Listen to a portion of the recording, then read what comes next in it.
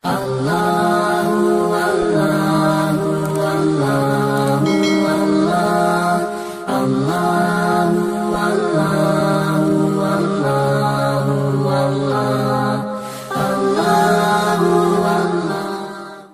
مسلمان کو گالی دینا بیت اللہ کو گرانے سے زیادہ بڑا ظلم ہے، یہ کبھی نہیں ہم نے سوچا۔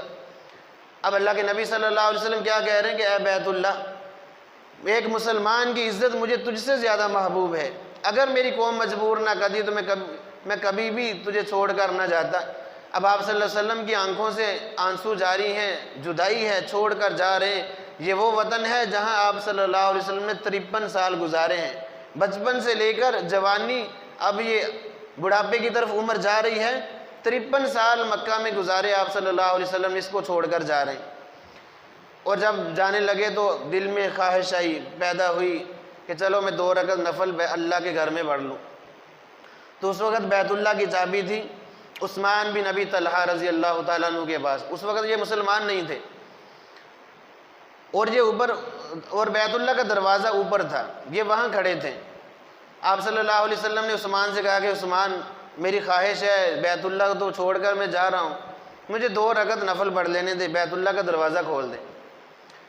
اب یہ عثمان، اس نے بڑی سخت باتیں کی اللہ کے نبی صلی اللہ علیہ وسلم کو، اور دروازہ نہیں کھولا، اور کہنے لگا کہ آپ کے پاس تو رہنے کے لیے جگہ نہیں ہے، اور کیسی باتیں۔ آپ نے فرمایا کہ اے عثمان، ایک وقت آئے گا جب جس جگہ پہ تو کھڑا ہے نا، اس جگہ پہ میں کھڑا ہوں گا، میری جگہ پہ تو کھڑا ہوگا، اور بیت اللہ کی چابی میرے ہاتھ میں ہوگی۔ تو کہنے لگا آگے سے بدتمیزی سے، دیکھا جائے گا جب وہ وقت آئے گا، آپ کے پاس تو رہنے کے لیے جگہ نہیں، آپ کو کوئی مکہ میں رہنے نہیں دیتا، اور کیسے کیسے اب خواب دیکھ رہے ہیں۔ خیر، اس نے اللہ کے نبی صلی اللہ علیہ وسلم کو بیت اللہ میں نماز نہیں پڑھنے دی۔ آپ صلی اللہ علیہ وسلم ٹوٹا ہوا دل لے کر مکہ کو چھوڑ کر مدینہ میں تشریف لے گئے۔ اب وہاں 10 سال اللہ کے نبی صلی اللہ علیہ وسلم نے مدینہ میں گزارے۔ 8 ہجری کو فتح مکہ ہوا۔ جب مکہ میں فاتح بن کر اللہ کے نبی صلی اللہ علیہ وسلم داخل ہو رہے ہیں، 10,000 صحابہ کا لشکر ہے، فاتح مکہ بن کر داخل ہو رہے ہیں۔ اب سب کافروں کی گردنیں جھکی ہوئی تھی کہ آج تو اللہ کے نبی گن گن کے ہم سے بدلے لیں گے، کہ ان کو پتا تھا کہ ہم نے کتنی اذیتیں پہنچائی ہیں۔ آپ صلی اللہ علیہ وسلم کو جیسے ہی نبوت کا اعلان کیا، راستے میں کانٹے بچھا دیے جاتے، اوجڑی اونٹ کی آپ صلی اللہ علیہ وسلم کے جسم مبارک پر پھینک دی جاتی، پتھر مارے جاتے، پتھر برسائے جاتے، آپ صلی اللہ علیہ وسلم کو گلی کوچوں میں گالیاں دی جاتی، آپ صلی اللہ علیہ وسلم کو برے برے القاب سے مخاطب کیا جاتا، لوگوں میں شور مچایا جاتا کہ اس کی بات نہ سننا، یہ ایسا شخص ہے جو پاگل ہے، نعوذ باللہ، مجنون ہے، شاعر ہے۔ اس قسم کے الفاظ لوگوں نے سنے، یہ اعلان کرنے والے اپنے ہی تھے۔ اب سب کی گردنیں جھکی ہوئی ہیں کہ آج تو گن گن کے بدلے لیں گے۔ جب ایسا معاملہ آتا ہے نا، پھر پتہ چلتا ہے اخلاق کا، اور یہ زخم ایسے ہوتے ہیں جو برتے نہیں ہیں۔ ان کی باتیں اللہ کے نبی کو سب یاد تھی کہ کس نے کس موقع پر کیا بات کی تھی، کس نے میرے دل چھلنی کیا تھا، سب یاد تھی، کیونکہ یہ زبان کے جو زخم ہیں یہ برتے نہیں ہیں۔ جراحات السنان لها التیام ولا یلتام ما جرح اللسان، حضرت علی رضی اللہ عنہ کا فرمان ہے کہ تلوار نیزوں کے زخم تو بھر جاتے ہیں لیکن زبان کے زخم بھرتے نہیں ہیں، جب بھی وہ منظر یاد آتا ہے سارے زخم تازہ ہو جاتے ہیں۔ اب یہ وہ منظر تھا، کافروں کی گردنیں جھکی ہوئی تھی، اللہ کے نبی صلی اللہ علیہ وسلم فاتح بن کر مکہ میں داخل ہو رہے ہیں۔ اور جب مکہ میں پہنچے اور آپ صلی اللہ علیہ وسلم دیکھیں فتح کے لیے جا رہے ہیں اور اپنی گردن کو جھکایا ہوا ہے، اور استغفار کرتے ہوئے اللہ کی وحدانیت کو بیان کرتے ہوئے داخل ہو رہے ہیں، کوئی تکبر نہیں، کوئی اکڑ نہیں، کوئی کچھ نہیں، عاجزی انکساری کے ساتھ داخل ہو رہے ہیں کہ یہ فتح اللہ رب العزت نے عطا فرمائی ہے۔ اور اس وقت آپ صلی اللہ علیہ وسلم نے وہاں سب لوگوں کے سامنے جب کھڑے ہوئے بیت اللہ کے اوپر، بیت اللہ کے دروازے میں کھڑے ہوئے، تو فرمایا گیا لوگوں اب کیا چاہتے ہو تم؟ سب کی گردنیں شرم کے مارے جھکی ہوئی تھی، میری طرف سے کیسا بدلہ چاہتے ہو؟ تو سب کہنے لگے یا رسول اللہ آپ کریم ہیں، آپ سے شفقت کے امیدوار ہیں ہم۔ تو آپ صلی اللہ علیہ وسلم نے وہاں جملہ فرمایا لا تثریب، آج میں وہی بات کہتا ہوں جو میرے بھائی یوسف نے کہی تھی، لا تثریب علیکم الیوم، آج کس پر کوئی تنقید نہیں، کسی پر، میں نے سب کو معاف فرما دیا۔